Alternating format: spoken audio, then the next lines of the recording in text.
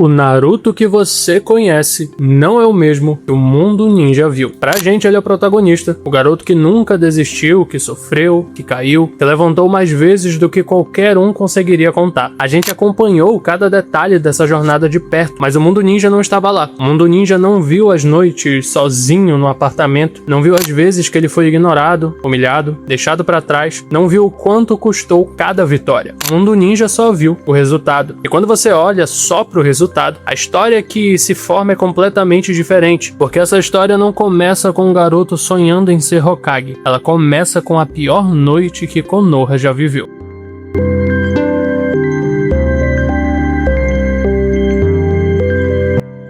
Fala, meu nerd, eu sou o Mikael e sejam bem-vindos a mais um vídeo aqui no Reinado Nerd. Antes desse vídeo começar, se você curte essa série de vídeos, inclusive eu tenho feito muito desses vídeos falando sobre os personagens de One Piece, a playlist tá aparecendo aqui no card, mas primeiro termina esse vídeo e depois você dá uma olhada lá. Hoje eu vou estar trazendo de uma outra obra, de uma outra perspectiva, em como o mundo ninja vê o Naruto. Se você curte esse tema, curte essa ideia de vídeo, desce aqui embaixo, deixa o teu like para ajudar a divulgar esse vídeo para mais pessoas. Se inscreve no canal e ativa o sininho para não perder nenhum conteúdo e considera também se tornar um membro para ter acesso a muita coisa exclusiva. O mundo ninja não se lembra do Naruto criança, se lembra da Kyuubi, da noite em que aquela criatura apareceu do nada e começou a destruir Konoha, das chamas, do caos, do desespero de uma vila inteira sem saber se ia sobreviver, da morte do quarto Hokage, um dos shinobis mais poderosos que já existiram, que deu a própria vida para conter aquela ameaça. E então veio uma decisão que pouquíssimas pessoas entenderam na época: selar a Kyuubi dentro de um recém-nascido. Para a maioria das pessoas isso não pareceu um sacrifício, não pareceu um ato de amor de um pai pelo filho, ou uma estratégia genial do Hokage. Pareceu algo perturbador, porque agora havia uma criança viva, crescendo dentro da vila, carregando dentro de si a mesma criatura que destruiu tudo. E o terceiro Hokage decretou silêncio. Ninguém poderia contar para gerações mais jovens o que aquela criança realmente era. Só que silêncio não apaga a memória. E o ódio que os adultos sentiam encontrou um jeito de se transmitir mesmo sem palavras. Cresceu uma criança que a vila inteira evitava.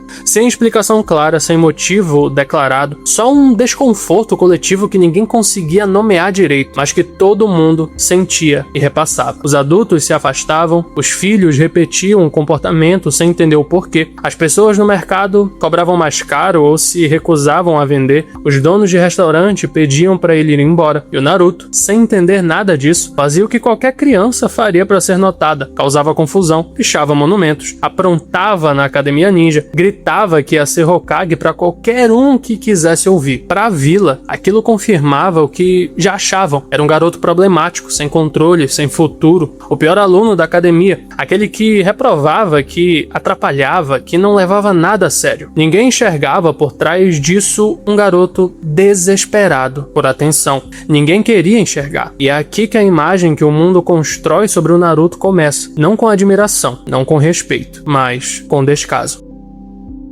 A primeira vez que shinobi de fora de Konoha tem contato com Naruto é no exame Chunin. E a impressão inicial é exatamente o que você esperaria: nenhuma. Ele não tem família famosa, não tem histórico relevante, não tem nenhum feito que justifique a atenção. É mais um genin desconhecido num exame cheio de candidatos. Mas então, ele luta contra o Gaara. E aí, a coisa muda de tom. Porque o Gaara não era um oponente qualquer. Era um shinobi de Tsunagakure, conhecido como um monstro. Alguém que massacrava sem hesitar, que os próprios aliados temiam, que carregava uma reputação de violência e instabilidade que deixava qualquer pessoa em alerta máximo. E o Naruto não recuou, não fugiu, não hesitou e não cedeu. Foi até o fim e venceu. Para quem estava nas arquibancadas assistindo ou ficando sabendo de tudo aquilo, foi perturbador de um jeito que era difícil de explicar. Porque não era só sobre força, era sobre algo que aquele garoto tinha que não fazia sentido num contexto normal. A vila ainda não sabia o que fazer com isso, mas a dúvida estava plantada.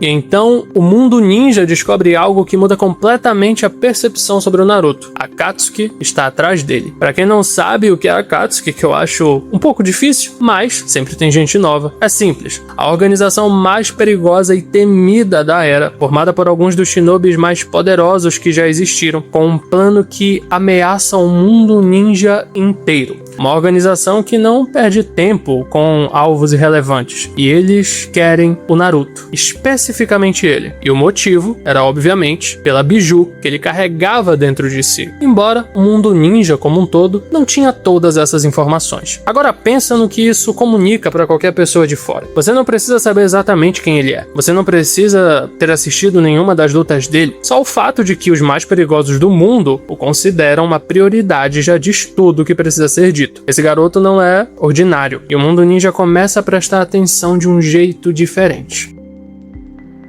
Jiraiya não é qualquer pessoa, é um dos 3 Sanins lendários, o nome que carrega peso em cada canto do mundo ninja. Shinobi que já enfrentou guerras, que treinou Hokages, que é respeitado e temido em igual medida. E esse homem escolheu o Naruto como pupilo, não por obrigação, não por acidente. Ele viu algo naquele garoto que decidiu investir anos da própria vida, treinando ele pessoalmente. Dentro do mundo ninja, isso não passa despercebido, porque quando alguém do nível do Jiraiya faz uma escolha dessas, não é por capricho, é porque ele enxergou um potencial que justifica o investimento. E se Jiraiya enxergou isso, o mundo começa a se perguntar o que exatamente esse garoto tem. O nome do Naruto começa a circular de um jeito diferente, não mais como o garoto problemático de Konoha, mas como pupilo de um lendário Sannin.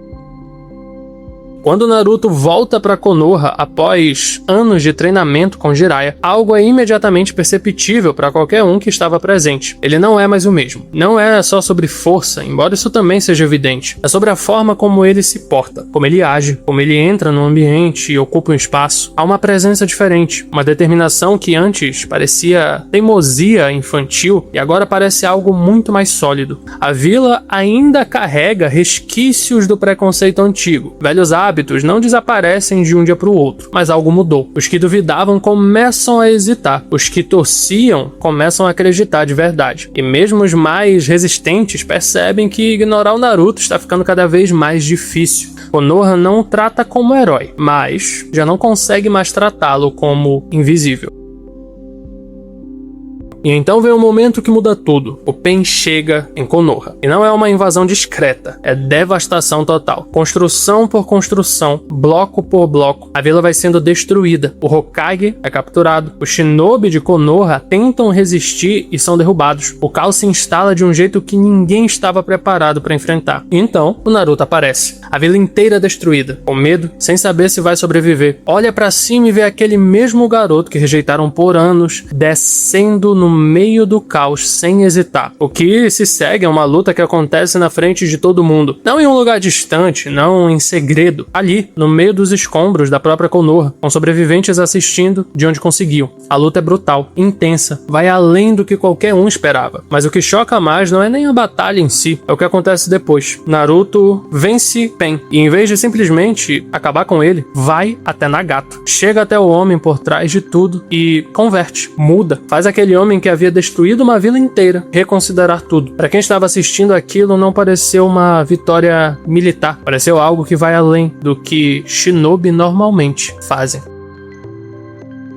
Então Naruto começa a caminhar de volta pela vila, e algo que nunca tinha acontecido antes acontece. As pessoas saem dos escombros, das ruínas, dos lugares onde estavam se escondendo e começam a gritar o nome dele. As mesmas pessoas que cruzavam a rua para não passar perto, que sussurravam pelas costas, que ensinaram os filhos a se afastar, que fechavam a porta quando ele se aproximava. Essas mesmas pessoas estão chorando, gritando, agradecendo. E esse momento é importante não só pelo impacto emocional. É importante porque representa uma virada coletiva, uma vila inteira ao mesmo tempo reconhecendo publicamente que estava errada. Que aquele garoto que elas rejeitaram foi o mesmo que as salvou quando mais precisavam. Konoha finalmente vê o Naruto, não como um Jinchuriki, não como o problema, não como o garoto que causava confusão, mas como herói. E esse reconhecimento que custou anos de rejeição e sofrimento para chegar é o primeiro grande marco da imagem pública do Naruto dentro do mundo ninja.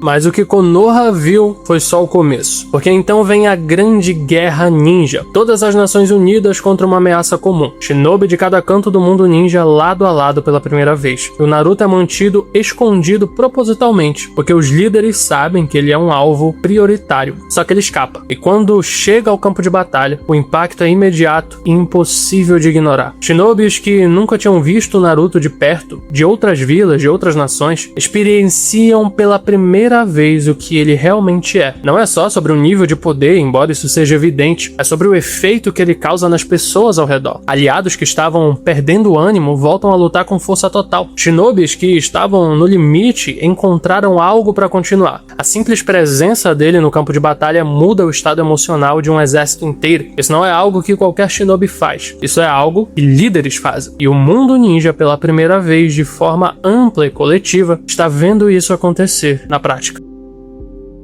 No fim, o papel do Naruto na guerra é inegável para qualquer nação. Ele não foi só mais um shinobi importante num conflito grande, ele foi central, decisivo, o ponto em torno do qual momentos críticos da guerra giraram. E quando tudo termina, o mundo ninja inteiro sabe o nome dele. Não como o Jinchuriki problemático de Konoha, não como o garoto que reprovava na academia, e não como o alvo da Akatsuki, como o homem que esteve no centro da guerra mais devastadora que o mundo ninja já viveu e que ajudou a virar o jogo. Shinobis de nações que mal tinham ouvido falar dele anos atrás agora carregam o nome Naruto Uzumaki, com um peso completamente diferente. A transformação da imagem dele é total e é irreversível.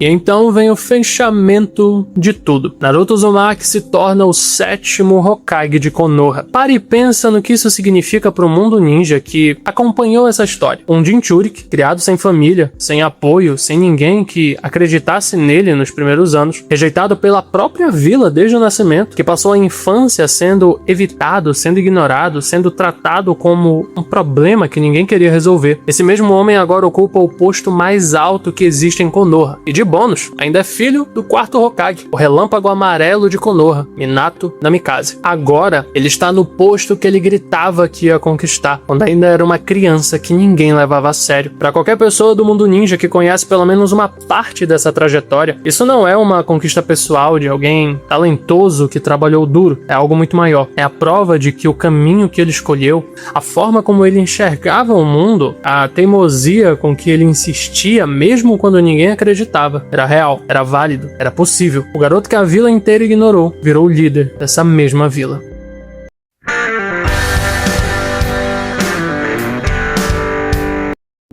Então, voltando à frase do começo do vídeo, o Naruto que você conhece não é o mesmo que o mundo ninja viu. Pra gente, ele é humano, a gente viu cada lágrima, cada derrota, cada momento em que ele quase quebrou antes de se levantar de novo. A gente sabe o quanto custou cada passo dessa jornada. Mas, e pro mundo ninja? Existe um Jinchuriki que sobreviveu ao ódio de uma vila inteira desde o nascimento, que foi alvo prioritário da organização mais perigosa da era, que destruiu o Pain na frente de Konoha inteira e ainda converteu o homem por trás de tudo, que chegou ao campo de batalha de uma guerra mundial e mudou o ânimo de um exército só com a própria presença, que foi peça central na vitória mais importante que o mundo ninja já viveu, e que no fim se tornou Hokage. O mundo ninja não viu o garoto sozinho no apartamento, não viu as noites de dúvida, as humilhações, as vezes que ele precisou se convencer de que valia alguma coisa antes de dar o próximo passo. O mundo viu só o resultado. O resultado é de alguém que parece ter nascido para isso. Mas agora eu quero saber de você. Me diz aqui nos comentários qual é a sua opinião, a sua visão sobre tudo isso. Sobre o Naruto, sobre a trajetória dele, sobre o mundo ninja. Vou adorar estar lendo todos os comentários de vocês e a gente continua debatendo por aqui. Mas é isso aí, meu nerd. Muito obrigado por ter assistido esse vídeo até aqui. Se você curtiu, deixa o teu like, se inscreve no canal se ainda não fez isso e clica nessa playlist aqui. Eu também fiz outros vídeos como esse, falando sobre os personagens de One Piece. Mas é isso aí, muito obrigado por ter assistido. A gente se vê no próximo vídeo.